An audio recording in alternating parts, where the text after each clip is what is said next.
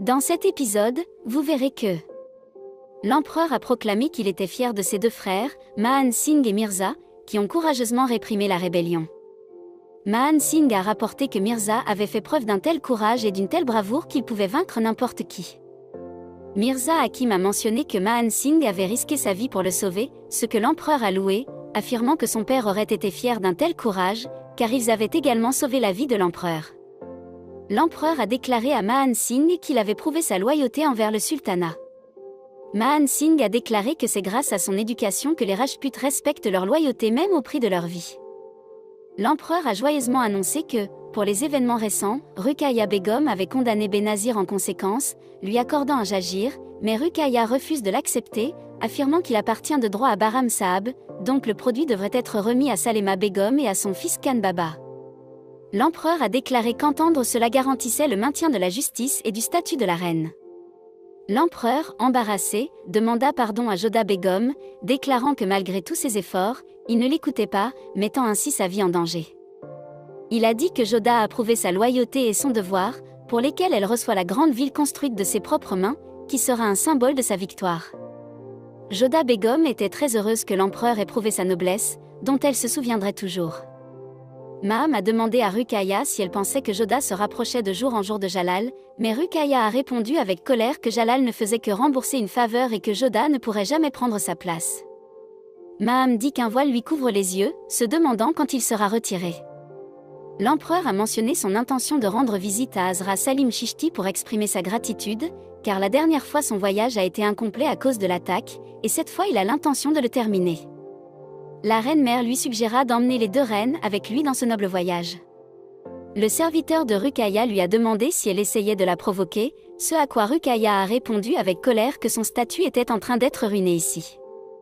La reine-mère ne veut pas accompagner l'empereur. Le serviteur d'Adam a déclaré que leur planification avait échoué et que la possibilité de régner avait disparu.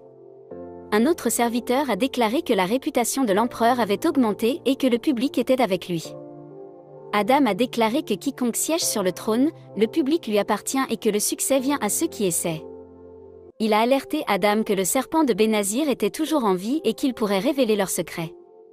Adam a déclaré que l'empereur ne pouvait pas facilement accepter ces paroles, ils doivent donc l'éliminer avant qu'elle ne révèle leur secret. Salema Begum a dit à l'empereur qu'il semblait très seul à l'intérieur, alors elle voulait envoyer toutes les reines avec lui. Javda a suggéré que Ruqayya Begum ne voudrait peut-être pas l'accompagner et voudrait peut-être passer du temps seul avec l'empereur. En entendant cela, Salema se demanda pourquoi une barrière s'était dressée entre l'empereur et Joda Begum, et peut-être devrait-il trouver un moyen pour eux d'exprimer ce qu'ils pensent. Salema a prétendu avoir mal au dos comme excuse pour arrêter. Des préparatifs furent faits pour envoyer quelques soldats avec l'empereur vêtu de vêtements simples, ce que l'empereur approuva. L'empereur informa Joda Begum qu'ils voyageraient comme des gens ordinaires. L'empereur était préoccupé par la santé de Joda, mais elle insistait sur le fait qu'il était nécessaire qu'elle accomplisse un vœu. La reine-mère a compris que la responsabilité de Joda lui incombait et qu'elle devait prendre soin de Joda. Maham a réveillé Ruqayya en lui disant que Jalal et Joda partaient seuls en voyage. Ruqayya s'est réveillée en disant qu'elle ne permettrait pas que cela se produise. Lorsqu'elle demanda à rencontrer l'empereur, il devint clair que Jalal était déjà parti, et la raison pour laquelle aucun son ne sortait de son armée était qu'il était parti en tant que personne ordinaire. Ruqayya s'est mis en colère contre la façon dont Joda était parti. Maham a déclaré que Joda occupait une place plus chère dans le cœur de l'empereur que son sommeil et a averti que les distances entre les voyageurs pourraient se raccourcir lors de longs voyages. Joda, en pleurant, dit « Begum Joda, tu n'as pas bien fait. Merci d'avoir regardé. Comment avez-vous trouvé cette critique ? Laissez un commentaire ci-dessous.